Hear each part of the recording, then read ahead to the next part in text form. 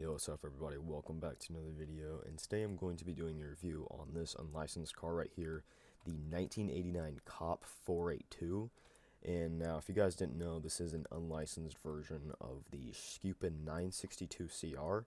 I think I'm pronouncing that right, I don't know. But this is basically just a continuation to a series of where I just do like reviews on unlicensed cars. Just like look at the model quality, I like look how much it is in the dealership and if it's ever gonna get licensed or not. But yeah, I found this car to be like not really spawned that much in the game since everyone thinks this car just kind of looks weird, and I'm not sure it's gonna like ever get licensed. I mean it could in the future just like as a random brand, but like as for now they're probably not gonna license it for a while or like ever. I'm not really too sure about that, but yeah, like I said, this is a Schuppan 962 CR, and I have a real photo here of it. And as you could just like tell, the unlicensed model has like square headlights and everything, but if we pull up a real photo, it has like circular headlights right there, and then the back has like a big wing on the back, but the wing is like higher up on the actual model.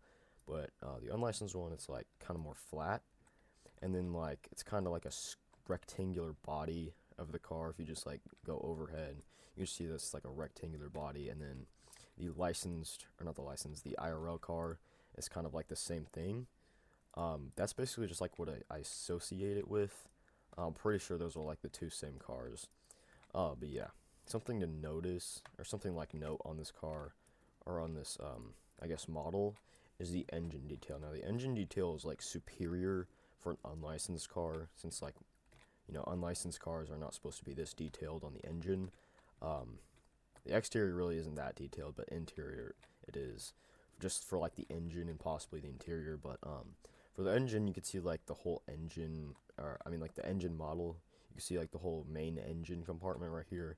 It goes to like under this red thing. I don't know what this red thing is right here, but it is next to the radiators. And now the radiators are on the side of this instead of like on the front like it usually is. And then you have like the suspension, or the suspension shocks, I guess, connecting to the wheels, and then the exhaust right here going up and then like out of the car, so it's like in the middle of the back of the car. And then for the interior, the doors do go up on this, so like I don't know what those doors were called, I forgot. But if I just go into like the interior on free cam mode, you can see it's not really that bad, but considering it's still an unlicensed car, yeah, I mean it's pretty good for an unlicensed car. There's no like floor mats over here, it's just kind of blocky. But if you zoom in like a lot, you can see like there's some detail on that. The floor mats on the, and on this side, you got like the three pedals. Since it is manual, you got like the three pedals that are just like, those aren't really that good detail. But yeah, and like this gear shifter is also chrome, just like absolutely no detail at all. The steering wheel is pretty good though. And then you can see the gauge of miles per hour right here. You can see that pretty clearly next to the air vents and then the carbon fiber in the back. And then the four gauges right here, I don't really know what those are. I don't really know what those mean, but still pretty good detail for this being like an okay model, unlicensed model, whatever you want to call it. And you got the back glass right here looking at the engine. And then now this does have four openable components, so like the back of this, obviously, in the doors, and then the front. I'm not really too sure what these are in the front. But yeah, like I said, the radiators, and here you got like the suspension shocks on the front connecting to the wheel wells, and then the carbon fiber wheel wells, pretty nice detail too. But yeah, like I said, probably could never get licensed in the future. I'm just like not really too sure. But this is kind of just like a car that isn't talked about at all in this game.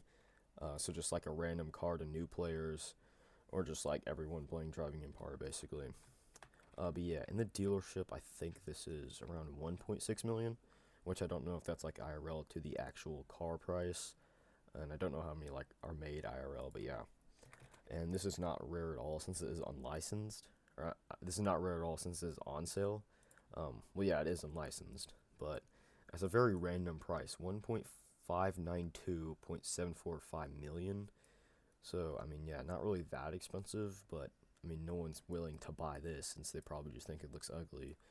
But yeah, I don't know if this will ever get licensed or not, since there isn't that many like unlicensed cars left in the dealership. You know, you like the Tonica Tote, the Beam Stride, got the fake Acura NSX, the Valor, and then fake Ferrari Vita, and then Zephyr, and then the fake Bugatti, the other fake Bugatti, and then the Kopf, which is just like a Schuppan or something. I'm pretty sure I'm pronouncing that right.